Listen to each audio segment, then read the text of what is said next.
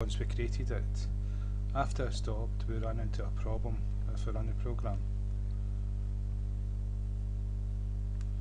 You get Java damage, null pointer exception. It throws an exception because though they tell you that Java doesn't have pointers, it does have pointers, but we don't have control of it. It does all the job for us. So when you pass by reference, you're passing by pointers. So, but you don't need to worry about all the complications of pointers and different things like that. It's all done for you. But when everything's done for you, there's always side effects and problems with it. And so this is one of them. We've created an array of objects the way we would do an instance of a class, but this is an instance of a class but of a group of many different ones, and we demonstrated that last time. And this is just like declaring an integer or a string, and so we've done it in two parts to show you the similarities, and we called AC array equals new. New is a keyword for an object, and then we gave it 3 different instances, and this could be like 200 to 300 of them. Yeah, so everything's okay. We've created an array of objects, you can say array of classes, but it's objects. We've got instances of that class, and everything's okay until we go to access each one individual, and we try to access a method. A problem appears. It begins to say, wait, you've created this object but you've not initialized it with a value. The same way that if I do int num and leave it like that, this pops up. Though it doesn't throw an error when we're on the program, it's saying to you, if I can show you, the value of the local variable num is not used, it's not initialized, and that's a problem. So the error we're getting, that's not a problem. We'll run the program, it won't throw an error, but the same thing's happening with the object, because an array is a pointer. An array is like when you pass an argument to a method, it's a value it gets passed, and the changes of that does not affect the original value, so it's passed by value.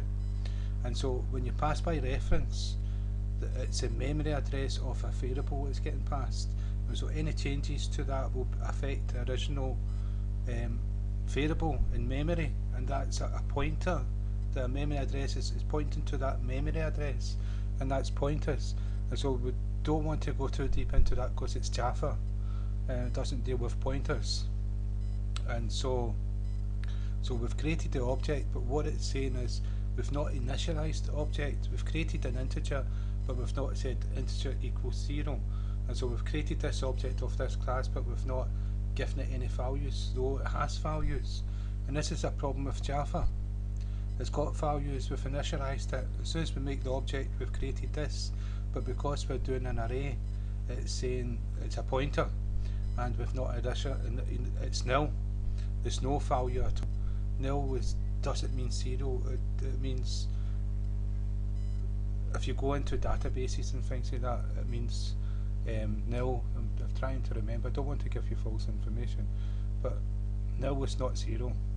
It's just a like space in memory. It's nothing. Right, and I hope I'm right there, because I can't remember exactly, but nil.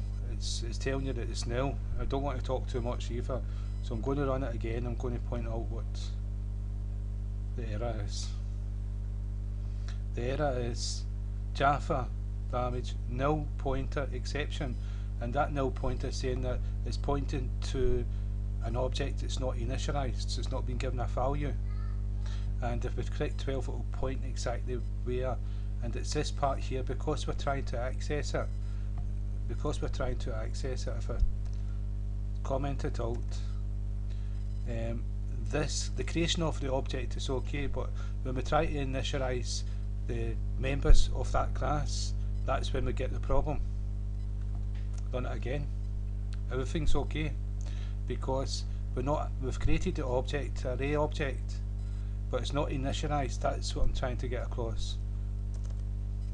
So what we've got to do is initialize it, and there's two ways of doing it. I'll do the complicated one first, and that is to create another object of the same. We're going to create an object of the answer class, which again, object oriented wastes a lot of memory. It's expensive, and this is the same sort of thing, just to get the Java working. So, and we're not doing an array of this class, it's just a normal instance. And so we're going to call ans equals new class, and it's a constructor. So we've created an object called the ans, and so the way we can do that is we can assign each individual, it's an array, so each individual member of that array, if we make it free, we can do 3 different ans to it. So we could go, if we take this part away and we go equals ans, that should be okay, it should accept. And if we comment this one out, and if we do it, no, it does not like that.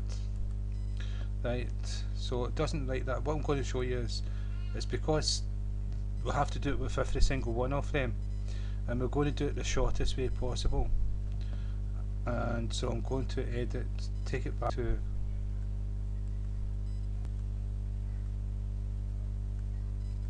right, we've got that back. So what we're going to do is we're going to say this array, we're going to say array free, we take away the number, and we're going to give the braces. Inside the braces we're going to give it 2 ans.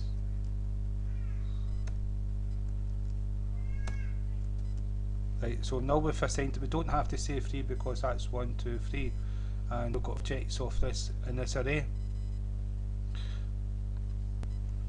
Right, so we've created one object, that's this one here, we've added to the 3 of them, but what we need to do is create 3 different objects of this class. And you can see how expensive it is.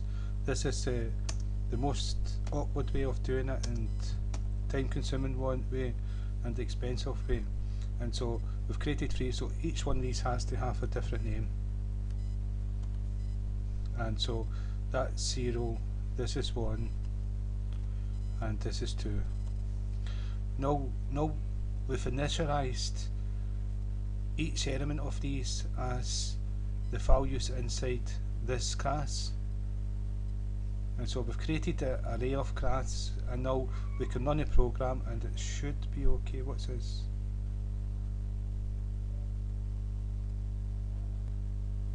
Let's see what happens.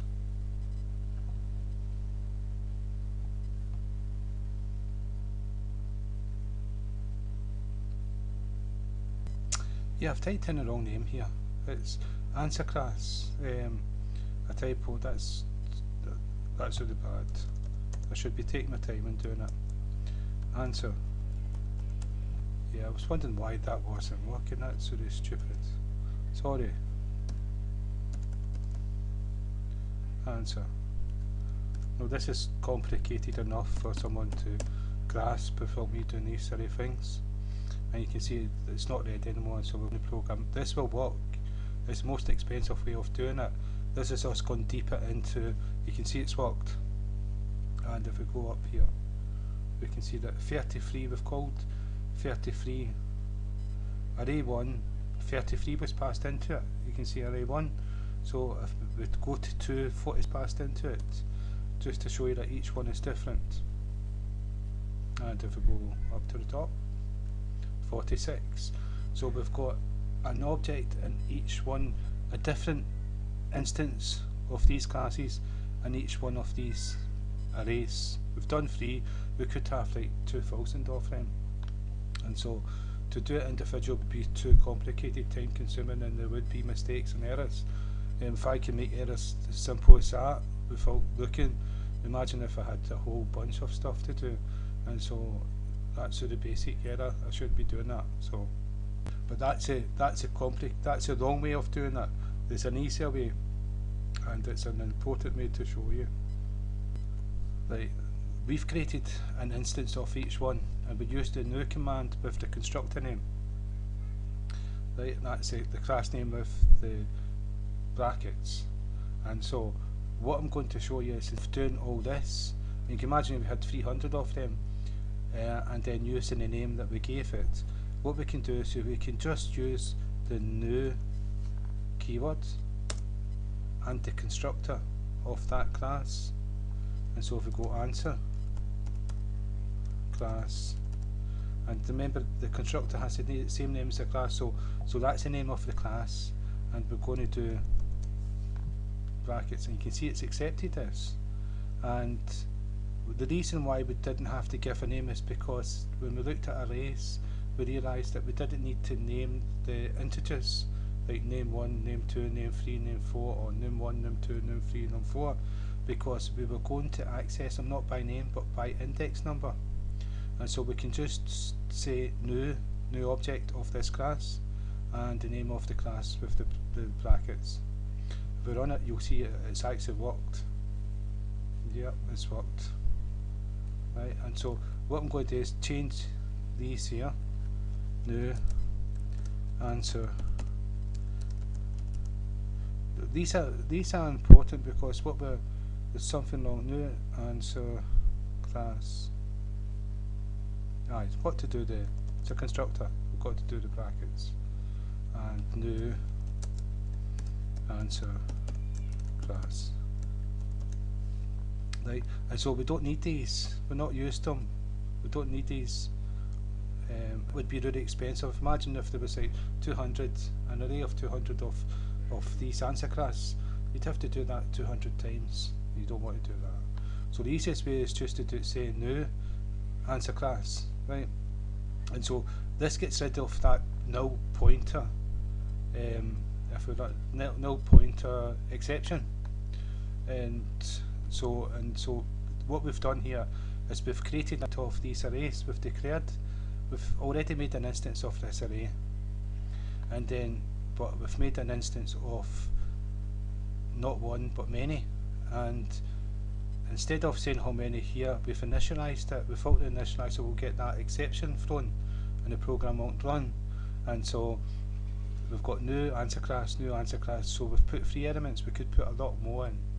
And so now if we call the methods within here, we will be able to, so if we do AC, that's the name of the array.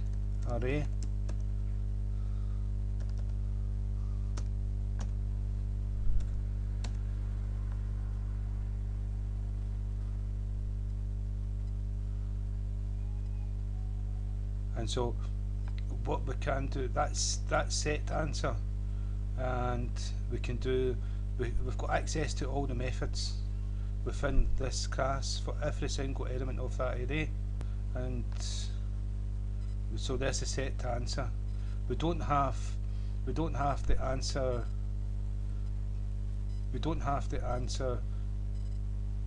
integer because it's private, and that's why we're using the get and set methods. And so we've initialized answer at 10, so if we at this time, if we use the get answer and we don't pass get answer anything, all we do is return the value. We've set it at 10, so it should return 10 because we've not changed it for we've not done anything, we've not added anything to index 0. It's changed, and 2 we've changed. So if we run the program and we change this to 0, well, we're going to show that anyway, because no, that's the exact same thing we're doing here. So we can take this out, we're going to print out, and it should be 10. So it's 3 different, we've got an array of 3 different objects. Now this is important for we're going to expand the object, go deeper into it, because it's important for object-oriented program. And once you get used to it, it's easy to program, because all you need to do is just pass an object to something, rather than writing all the code and all the methods out. Just reuse an object, pass it in, let it do its job, and maybe pass another object from somewhere else in, and before you know it, hey presto, you've got a fantastic program working. So it's important